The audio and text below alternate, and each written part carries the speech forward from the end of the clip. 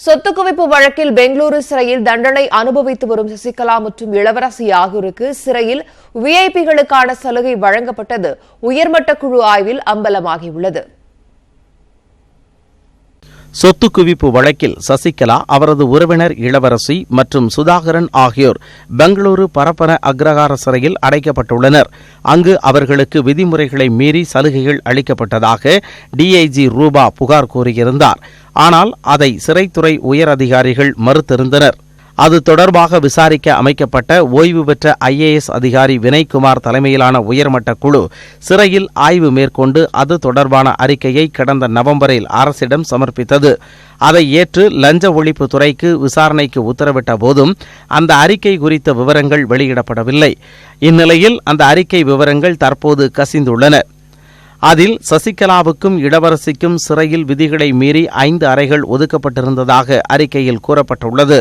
அச்சிறை வளாகத்தில் உள்ள 28 அறைகளில் 100 பெண்கள் இருந்தனர். அறைக்கு 4 பேர் வீதம் தங்க வைப்பதற்கு பதிலாக சசிகலாவுக்கு 5 அறைகள் ஒதுக்கியது போக மீதமிருந்த 20 அறைகளில் 98 பெண்கள் அடைத்து வைக்கப்பட்டிருந்ததாகவும் கூறப்பட்டுள்ளது. மேலும் பூனைகள் நுழையா வகையில் 5 அறைகளுக்கு திரைச்சீலைகள் போடப்பட்டதாகவும் கூறப்பட்டுள்ளது. குக்கர் மற்றும் சமையலுக்கு தேவையான பொருட்கள் இருந்ததாக டிஐஜி ரூபா புகைப்பட ஆதாரம் தந்திருந்த நிலையில் உயர்மட்ட குழு அங்கு 2017 ஆகஸ்டில் சென்றபோது அவை மாயமாகி இருந்ததாகவும் சிறை அலமாரியை துளாவிய போது சமையல் மஞ்சள் தூள் காணப்பட்டது. அது அங்கு சமையல் நடந்ததை உறுதி செய்ததாகவும் அறிக்கையில் கூறப்பட்டுள்ளது. மேலும் சசிகலா சொந்த உடைகள் அணிய அனுமதிக்கப்பட்டதையும் சுட்டிக்காட்டிய அக்குழு பல்வேறு கடுமையான விதிமீறல்கள் நடந்திருப்பதாக அறிக்கை அளித்துள்ளது.